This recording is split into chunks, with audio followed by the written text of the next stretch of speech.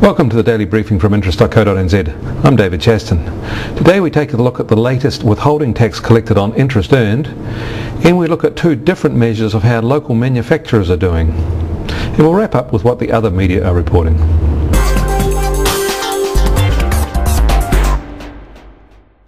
Interest rates are high and rising. For borrowers that is a cost, but for investors that means higher earnings.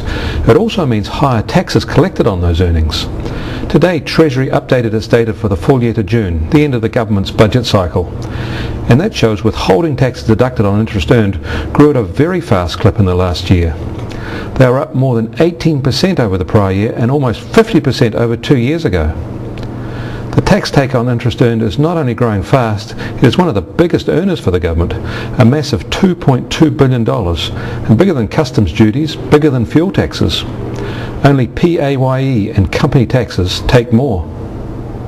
But it is small potatoes compared with the government's tax surplus, which will be more than $7 billion this year.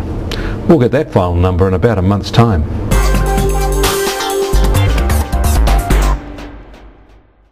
Today we look at two perspectives on the state of manufacturing in New Zealand.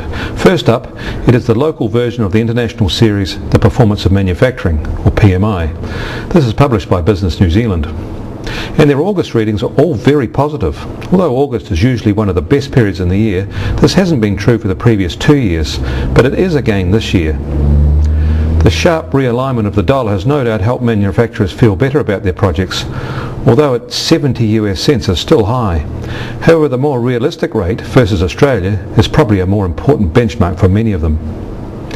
New orders, production and deliveries were all components that showed healthy improvements in August, and these benefits flowed to all regions. Results for the various manufacturing industry sectors were positive throughout as well. The machinery and equipment sector displayed the strongest results since November 2006, followed by another healthy result for the wood and paper sector. Manufacturers are learning that expansion of unique product lines and aggressive pursuit of new customers is helping them survive and grow.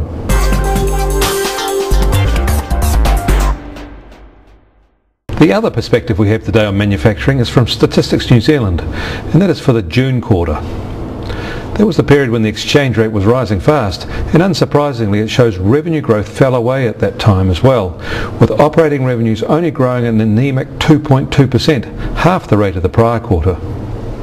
This June survey also shows manufacturing finished goods stocks declined on a year-on-year basis, and this was the fourth consecutive quarter registering an annual decline.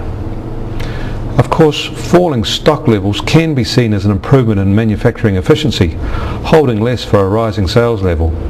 But raw material stocks also fell, suggesting manufacturers were reluctant to buy for future production. Like the PMI survey, the largest increases were in the basic metals and wood product manufacturing industries.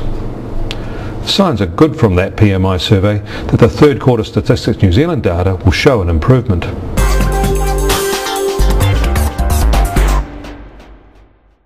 And finally today, a quick wrap-up of some other recent news. New Zealand's banks have been accused by a local World Bank official of hitting Pacific Islanders too hard with fees when they send money home to their families. The monetary policy framework isn't broken, fix other things instead. That was the common refrain of business lobby groups to Parliament's Finance and Expenditure Select Committee recently. Hanover Finance has been in discussions with international credit rating agency Fitch about the investor rout currently afflicting the finance company sector, but Fitch says Hanover's BB Plus rating still stands. Get more news and start with Newsmaker Views on our news page. Join us again on Monday for the freshest finance news on the web. We'll see you then.